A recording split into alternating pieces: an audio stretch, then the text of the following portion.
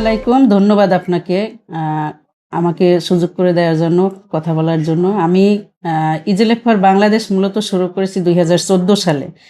তো তখন থেকেই আমার মনোভাব ছিল যে এটা আমার বিজনেসের পাশাপাশি আমি এটাকে সেবামূলক পর্যায়ে নিয়ে আসব। তো এটা আসলে খুব সহজ ছিল না।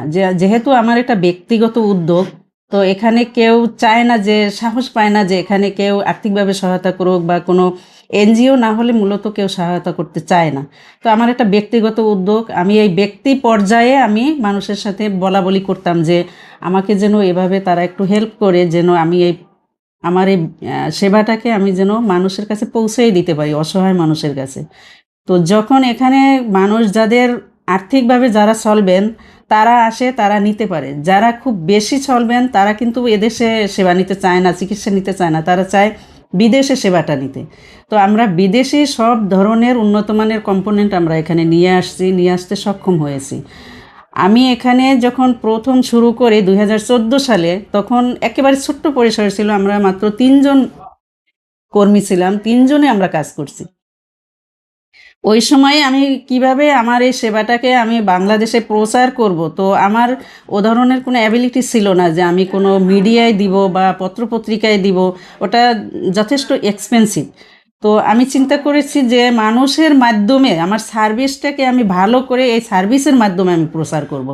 তো সেখানে আমি প্রথম আলোর প্রচার করেছিল যে চিটাগাংয়ের একটা মেয়ে, তার একটা হাত ছিল না, ইলেকট্রিক বার্নে একটা হাত এবং একটা পা অ্যাম্পুটেশন করা হয়েছিল। তো ওটা প্রথম আলো যখন প্রচার করে, আমি তখন ওটাকে নক করি তাদেরকে, ওইখানকার সাংবাদিককে চিটাগাংয়ের, ওনার সাথে কথা বলে আমি ওই মেয়েটাকে, তার নাম ছিল সম্ভবত রাজিয়া সুলতানা, তাকে আমি কৃত্রিম পা দিই সর্বপ্রথম ১৪ সালে। তখন আসলে আমার নিজেরই মানে ওরকমের অ্যাবিলিটি ছিল না যে একজনকে আমি ফ্রি কৃত্রিম পা দিব। কিন্তু আমি যে সাহসটা করেছি, এটা আমার একটা আস্থা ছিল যে আমি ইনশাল্লাহ পারবো। এবং আপনি যখন দেখবেন যে ভালো কাজের নিয়ত যদি থাকে, তো সেখানে আল্লাহ তাকে সাহায্য করে। আমি ওই পা দিলাম, সেটা নিউজ পেপারে আসছে। বাংলাদেশের ম্যাক্সিমাম মানুষ কিন্তু প্রথম আলো পত্রিকাটা পড়ে। তো সবাই জানতে পারছে যে ইজিলেট ফর বাংলাদেশ নামে একটা প্রতিষ্ঠান আছে এবং এখানে কৃত্রিম পা সংযোজন করা হয়। ওই বছরই শেষের দিকে আর একটা নিউজ আসছিল, এটা পিরোজপুরের একটা মেয়ে, রেহানা নাম, ওটাও আমি বিনামূল্যে দিয়েছি। তো বিনামূল্যে দেওয়ার পর ওটাও অনলাইন পত্রিকায় প্রচার হয়েছিল। এরপর থেকে আমি সবসময় ইচ্ছে করতাম, আমার খুবই ইচ্ছে করতো যে আমি এখান থেকে কাউকে যেন ফিরাইয়া না দিই, যারা আসবে তারা যেন সার্ভিস নিতে পারে। তো গ্রাম থেকে যারা অসহায় মানুষ আসে তারা কিন্তু এত টাকা খরচ করতে পারে না। তো আমাদের জিনিসগুলো বিদেশ থেকে ইম্পোর্টেড জিনিস, এগুলি একটু স্বভাবতই এগুলি দাম বেশি পড়ে। তো ইচ্ছে করলেও আমরা কম দামে দিতে পারি না, আমরা খরচে এটা পোষাতে পারি না, তো সেখানে আমরা দিতে পারি না। তো আমি নিরুপায় হয়ে আমি তাকিয়ে থাকতাম তাদের দিকে, যে তারা এখান থেকে সার্ভিস নিতে পারতেছে না। আমার যদি কোনো ফান্ড থাকতো তাহলে আমি তাদেরকে সার্ভিসটা দিতে পারতাম। তো আলহামদুলিল্লাহ অনেক মানুষই এগিয়ে আসছে আমার ইজিলেট ফর বাংলাদেশের কর্ম দেখে। যে আমি যথেষ্ট চেষ্টা করি, যথেষ্ট সিনসিয়ারলি কাজ করার চেষ্টা করি এবং আমার সেবাটাকে আমি উন্নত করার চেষ্টা করি যথেষ্টভাবে।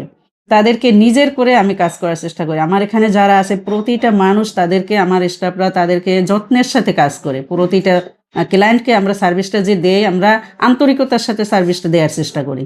তো এখন যারা অনেকেই আস্থা পেয়েছেন আমাদের সাথে কাজ করে, বড় বড় কোম্পানি আছে বাংলাদেশে, তারা আমাদের সাথে কাজ করছে, আমি নামটা উল্লেখ করলাম না। তো এইবারে আমরা যে 7 জনকে পা দিয়েছি, এটা কিন্তু আমাদের দেশের না। এখানে বিদেশে যারা প্রবাসী আছেন, তারা, আমি প্রবাসীদের উদ্দেশ্যে তাদেরকে সম্মানের সাথে বলি যে তারা যেভাবে দেশের জন্য কাজ করেন, আসলে আমরা তাদেরকে সেই প্রাপ্যটা দিতে পারি না, সেই সম্মানটা আমরা দেই না। তারা যথেষ্ট দেশের জন্য কাজ করেন। এই যে প্রবাসে থেকে তারা দেশে, তাদেরকে আমি চিনি না, তাদেরকে চিনি না, তাদের সাথে আমার একদিনও কথা হয় না, কিন্তু তারা যে বিশ্বাসটা পেয়েছেন এবং এই ইজিলেট ফর বাংলাদেশের মাধ্যমে তারা 7 জনকে কৃত্রিম পা প্রদান করছেন, আর্থিকভাবে তারা সহায়তা করছেন, আমরা টেকনিক্যাল সাপোর্টটা দিয়ে যাচ্ছি। তো আমি তাদেরকে আন্তরিকভাবে ধন্যবাদ জানাই এবং তাদের জন্য আমার দোয়া থাকবে যেন তারা এইভাবে মানবিক কাজগুলি করে যেতে পারেন, আল্লাহ যেন তাদেরকে সুস্থ রাখেন। এ পর্যন্ত আমাদের প্রায় 2 থেকে 250-র মতো দেওয়া হয়েছে বিভিন্ন কোম্পানির সাথে। আমি যৌথভাবে এই কাজগুলি করে যাচ্ছি। তো যারা মূলত যারা ফান্ডিং করে তারা কিন্তু চায় এনজিও বা তাদের কার্যক্রমগুলো কেমন। তো আমার এখানে ব্যক্তিগত পর্যায়ে আমি করতেছি, তো আলহামদুলিল্লাহ তারা আমাদেরকে সাপোর্ট দিয়ে যাচ্ছেন, আমরাও তাদের আস্থার সাথে কাজগুলি করে যাচ্ছি। প্রথম আলোর নামটা আমার বারবার মুখে আসতেছে এ কারণে যে আমি 2022 সালে প্রথম আলো এবং আইডিএলসির উদ্যোগে যে আপনার অ্যাওয়ার্ড দেওয়া হয়, সেই অ্যাওয়ার্ড পেয়েছি আমি 22 সালে। তো ওই প্রচারটা যখন আমার সমগ্র বাংলাদেশের মানুষের কাছে পৌঁছে গেছে, তো মানুষ সেখান থেকে আস্থা পেয়েছে যে প্রথম আলোর মতো একটা প্রথম সারির পত্রিকা আমাকে অ্যাওয়ার্ড দিছে। তো এখানে নিশ্চয়ই ভালো কাজ হচ্ছে, এটা মানুষের একটা আস্থা যে এখানে নিশ্চয়ই ভালো কাজ হচ্ছে, যার কারণে তারা এই অ্যাওয়ার্ড পেয়েছে বা অ্যাওয়ার্ড পাওয়ার যোগ্য। হ্যাঁ, আমার এই প্রতিষ্ঠান ইনশাল্লাহ এটা চলবে যদি আল্লাহ সহায় থাকেন। আমি হয়তো থাকবো না, কিন্তু আমার পরিবর্তে একজন থাকবে। আমি এটা যেন বেঁচে থাকে, এটা যেন চলমান থাকে আজীবন, আমি আল্লাহর কাছে সেই সাহায্য চাচ্ছি এবং আল্লাহ যেন এটাকে চালিয়ে নেয়। আমি ভালো উদ্দেশ্যে এই কাজগুলি করে যাচ্ছি। আপনার একটা কৃত্রিম পা যখন সংযোজন করা হয় তখন সে আত্মনির্ভরশীল হয়ে যায়, তাকে পরনির্ভরশীল হতে হয় না। তো সে সমাজের কাছে, পরিবারের কাছে, তার আত্মীয় স্বজনের কাছে সে একজন ভালো মানুষ হিসেবে, একজন সুস্থ মানুষ হিসেবে সে দাঁড়াতে পারে। তো এখানে আমি খুবই আনন্দিত এবং নিজেকে খুবই ধন্য মনে হয় যে আমি এ ধরনের একটা প্রফেশনের সাথে নিযুক্ত হতে পারছি। তারা কেমন খুশি হয়েছে যে আপনাদের? যাদেরকে বিনামূল্যে পাগুলি দেওয়া হয় তারা তো অবভিয়াসলি খুশি হয়, তারা প্রাণ খুলে দোয়া করে ইজি লাইফ ফর বাংলাদেশের জন্য, এবং যারা এই ফান্ডিং করে, যারা আর্থিকভাবে সহায়তা করে যাচ্ছেন তাদের জন্য দোয়া করে, প্রাণ খুলে দোয়া করে। আপনি তাদের সাথে কথা বলে বুঝতে পারবেন যে তারা কতটা হ্যাপি হয়েছে। তারা পরিবারের কাছে একটা বোঝা হয়ে যায়, যখন একটা পা কাটা হয় তারা পরিবারের কাছে বোঝা হয়ে যায়, যে তার কর্ম থাকে না, পরিবারের কাছে তার সম্মান থাকে না।